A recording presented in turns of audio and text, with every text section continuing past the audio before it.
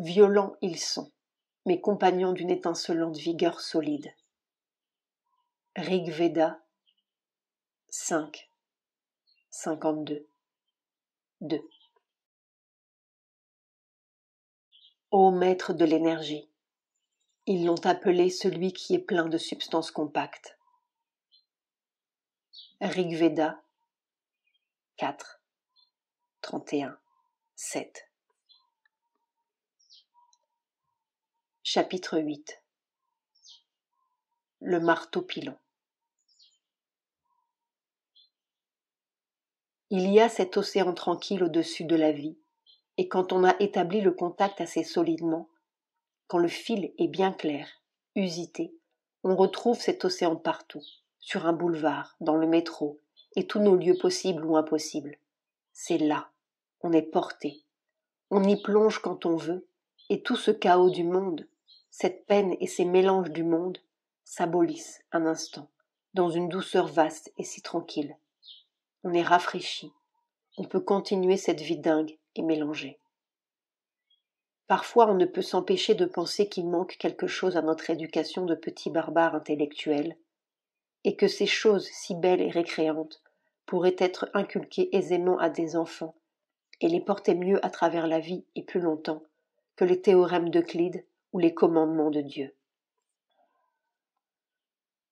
Mais cette civilisation de la sagesse n'est pas en vue, et peut-être est-ce tant mieux, car nous aurions fait des hommes en mieux, fragiles et mortels, et décidément trop nombreux. Il ne s'agit plus d'être mieux, mais d'être autre. Si on a le courage de traverser cette ligne océanique et captivante, les choses commencent à devenir très différentes.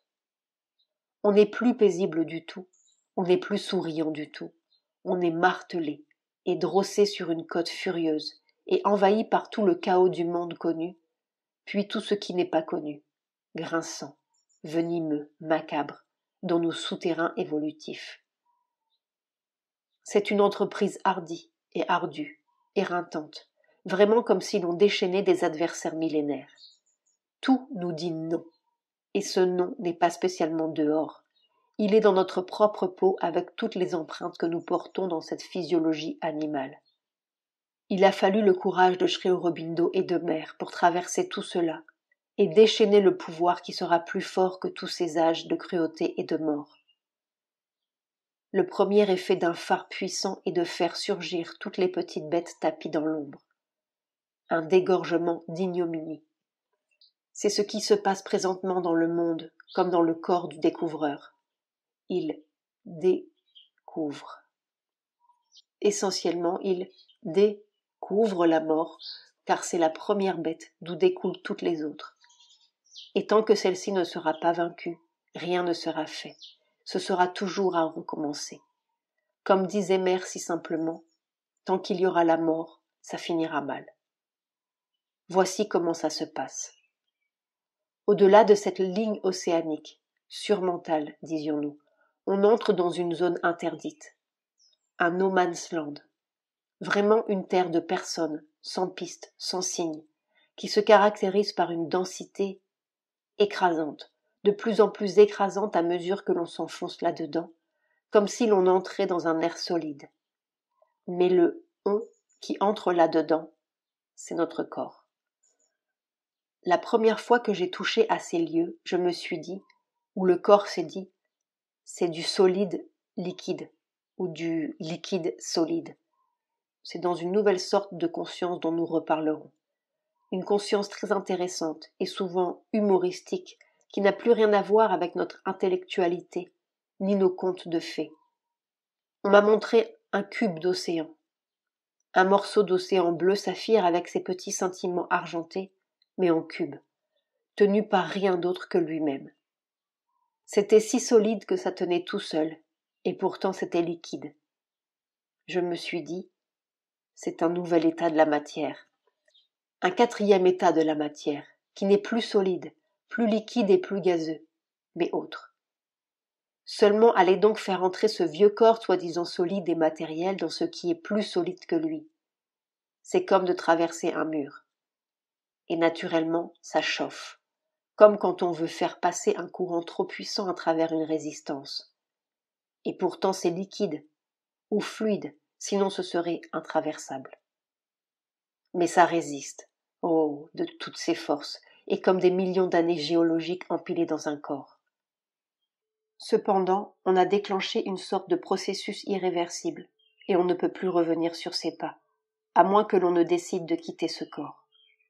Plus on entre dans cette zone dense, il faudrait peut-être dire rayonnement dense, mais nous n'avons pas de mots pour ce qui n'a pas encore de vocabulaire. Disons ce milieu. Plus on est comme happé encore plus haut dans une densité grandissante, et simultanément précipité plus bas dans une résistance non moins grandissante. Plus cette puissance dense grandit, plus elle s'enfonce dans des couches corporelles résistantes, qui commencent à trouver qu'elles sont en train de mourir. C'est comme un marteau-pilon. La colonne grimpe, et plus elle grimpe, plus la masse descendante acquiert de vélocité ou d'impact pour écraser l'obstacle et trouer la géologie sous-jacente ou la physiologie récalcitrante. Le corps commence à ressembler à un puits de sondage, seulement c'est de la géologie à vif. Et toute la géologie du monde est là, car où s'arrête cette matière? À quelle paroi sinon à cette boule géographique tout entière? Et encore. On est donc de plus en plus happé dans une nouvelle sorte de vie invivable, ou pas encore très vivable, tandis que l'on s'enfonce dans une mort de plus en plus solide et agressive, les deux ensemble, au point que l'on ne sait plus très bien si l'on vit à chaque seconde nouvelle ou si l'on meurt à chaque seconde ancienne. Ce sont comme deux existences superposées, l'une qui vit malgré tout et l'autre qui n'en meurt pas tout de même. Deux existences ou deux respirations superposées, coexistantes, et on ne sait jamais très bien laquelle survivra. Et le marteau-pilon continue et continue, jour après jour, année après année, une vie de plus en plus dense mais évidente, une mort de plus en plus coagulée mais découverte. Le processus est très long et exigeant, car il est bien évident que l'on ne peut pas entrer d'un seul coup dans cette densité solaire sans éclater, et il est non moins évident que cette même densité ne tolérera pas un atome de mort. Alors on meurt peu, à petite dose, et on vit peu à peu, comme au-delà de la mort, avec un étonnement de chaque jour de se retrouver sur deux pattes d'homme. Mais finalement, arrivera-t-on à ce dernier atome de mort, cet ultime point où il ne restera plus que l'autre air et l'autre vie? Ô arbre qui garde le délice, ouvre-toi comme l'entraille d'une mère qui enfante, entends mon cri et délivre-moi. Rig Veda 5, 78, 5. Chapitre 9. La loi nouvelle. Tout le processus est extraordinairement mécanique. Et c'est bien naturel puisqu'il s'agit de produire certaines transformations dans le corps. Lesquelles? On ne sait pas. Pas plus que le poisson ne sait comment changer ses nageoires en pattes. Et d'abord, à quoi ça sert des pattes? On se meut ou on est mu par une puissance extraordinairement matérielle qui vous fait vivre des choses incompréhensibles dans un but incompréhensible. À quoi ça sert d'être écrasé? Parce que quelque chose qui est comme du soleil, un autre soleil, le prochain soleil, mais on ne sait pas très bien ce que c'est. Si Sri Aurobindo et Mère n'avaient pas ouvert le chemin et tenté de le dire, on s'enfuirait dès les premières gouttes de cette redoutable écluse. Et pourtant si, les premières gouttes sont adorables, tout simplement. Le corps, les cellules s'emplissent d'un délice liquide, ruisselant, baignant, comme des cerises à l'eau de vie. J'avais tout à fait le souvenir de la sœur de ma mère qui préparait ces cerises à l'automne et les faisait tremper dans une vieille eau de vie. Mais alors des millions de petites cerises, là, dans le corps, qui buvaient, pompaient cet incroyable nectar, et qu'elle vit, comme si elle n'avait jamais connu la vie, comme si c'était la première fois la vie. Et en même temps, elle reconnaissait quelque chose qu'elles avaient connu. Peut-être il y a des millénaires. Ah, c'est ça, idiote et confondue, trempant dans ce bain de jouvence. Ça, aucune des extases de là-haut ne vaudront cet émerveillement corporel, comme si l'on débarquait dans le divin, un divin inconnu. Le prochain divin, c'était la métaphysique devenue physique, dans une vieille bête, stupéfaite et comblée. Ce bain-là a duré quelques semaines. Puis les gouttes sont devenues de plus en plus denses, démesurées, torrentielles et inquiétantes, écrasantes, impérieuses.